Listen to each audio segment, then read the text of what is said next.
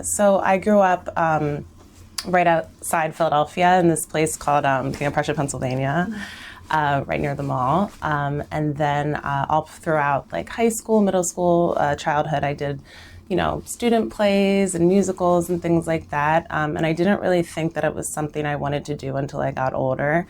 Then I started to apply to colleges, and Temple was one of them. And then I started here in 2012, 2013, so literally 10 years ago. Wow, okay. And then I graduated in 2016 with my bachelor's of theater with my concentration in acting and my minor in French. And then shortly after, maybe like 6 to 9 months after, got cast in Shakespeare in the Park in New York City. Moved to New York right after in like May 2017. And started doing television and film in addition to theater. I've been there ever since. What I liked about Temple was that you were still in the city and you could still do a lot of, you had that like kind of university, like almost like state college experience with, all the good things that come from being in like a major metropolitan area. Because when I graduated, I didn't have an agent. I didn't really have any kind of foot in the agency. What I would do, and they don't have this anymore, I checked, but I would take the $12 Chinatown bus. Now it's probably like $30. It probably doesn't even exist anymore. But for $12, you could get back and forth to New York. So I would do those open calls every single weekend until eventually I did an open call, which was like the 3 off-Broadway theaters, auditioned, forgot about it. 6 months later, I got an email from the Public Theater, which is like the biggest off-Broadway company in New York. And it was like, "Hi, Melissa, we have your headshot and resume from 6 months ago. Would you like to come and audition for Julius Caesar?" And so I always tell like acting students, like, just because you audition, like that doesn't mean they forget about you. That doesn't mean that, you're not on there. Like if you do a good job, they will call you back eventually. And if you're just persistent enough and just keep pounding the pavement, like I really do feel like drive beats talent 9 times out of 10.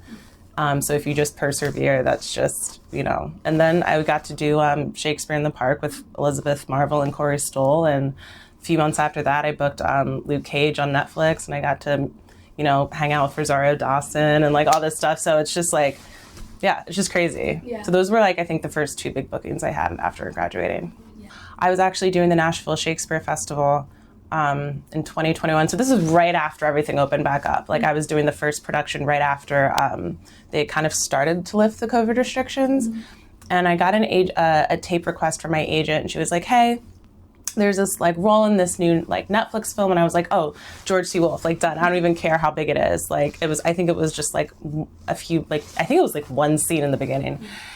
And then I recorded it, forgot about it, found out I booked it, flew to Pittsburgh to start shooting, and then my agent was like, "Hey, George really likes you. He wrote you into like 6 more weeks of filming. Do you want to come back?" And I was like, "Yeah." So it ended up being like what was potentially a really small role into like 6 weeks or 3 months of like work. So yeah, it's just great. And then I met Coleman, who's just killing it right now, Oscar nominated. Devine has an Oscar. And it was just like, this feels so long ago because we shot that in like 2021 and the strike and everything. So yeah, that was kind of, and then just like being on set with all these like legends like Glenn Turman and like Audra McDonald and like Jeffrey Wright and Chris Rock. And it was just like, why am I here? Like, I don't belong with any of these people. Yeah, just like icons. But like, that's kind of the experience. It was just kind of like a whirlwind, honestly. Yeah, well, I would say that's kind of, if that's something that can happen in the university, I always think having like multiple classes on how to act for film, how to act for television, how to act for theater, because unfortunately, it's like a problem. A lot of people will audition and they'll get a theater, degree. And I remember the first few auditions, like I was auditioning for, I think, Luke Cage, and the casting director immediately was like, "You're a theater actor." And I was like, "Yes." And she was like, "I can tell. You're at a 9. I'm going to need you to bring it down to a 3. Like, they just things that you wouldn't necessarily think. I would say take as many on-camera classes as you can. Just so you know, because it's really the acting isn't different. I feel like something that's kind of misconstrued is like bigger versus smaller, and it's really not bigger versus smaller. It's just where your audience is. So the audience is over in the house, you know, if I'm on stage, but if I'm on camera, the audience is right here. So you're just adjusting from like the audience being here to the audience being over there. If that's like the one thing I could say to adjust for film to TV acting. I was looking at all the other people who are nominated as well, and it's just like very nice to just be around all these people who are doing like so many different things and like helping out in the community of like doctors, scientists, people who started their own businesses. So I'm really honored to be a part of it, and it's just really nice to like be included with all these like amazing people. If I could say something to like theater students specifically, I would say on one end, if you're that, you know, student that gets cast in everything, it's not going to always be like that when you get in the real world. And then I would say to the students who perhaps feel like, you know, maybe they aren't getting the opportunities that they want on like a university level, like, don't worry, because there's going to be so many more opportunities when you get out into the real world.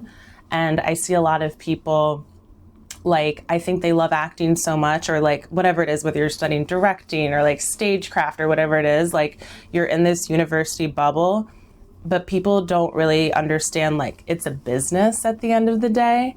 And so I see a lot of people get dismayed, you know, when they get out into the real world and they're like, I just wanted to act. I didn't, you know, think I had to do all this like business stuff, you know what I mean? And that's just, I would say, like, really educate yourself on the entertainment industry, look at the trends, you know, read as many newsletters as you can. I mean, I read the Entertainment Report every single morning. I just want to know like what's going on in the industry.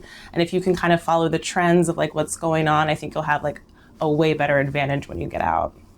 Yeah. Oh, I did a lot of, do you guys still have side stage? Yes. I did a lot of side stage, a lot of side stage. Oh my God. You know what was like such a full circle moment for me? It was when I had a theater professor, David Ingram. Yep.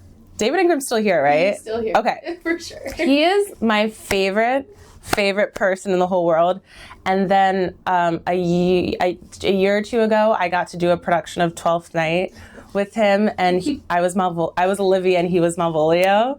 So it was just very strange to like have this man who had taught me acting like pretend to be in love with me and like chase me around a stage for 3 hours. Like, it was like, okay, this is happening. Right. Like, I was like, that was like the moment, like, I didn't even care, like, when I got on TV or like I was like with Chris Rock, David Ingram, I was like, I have made it as an actor. I am going to play with David Ingram.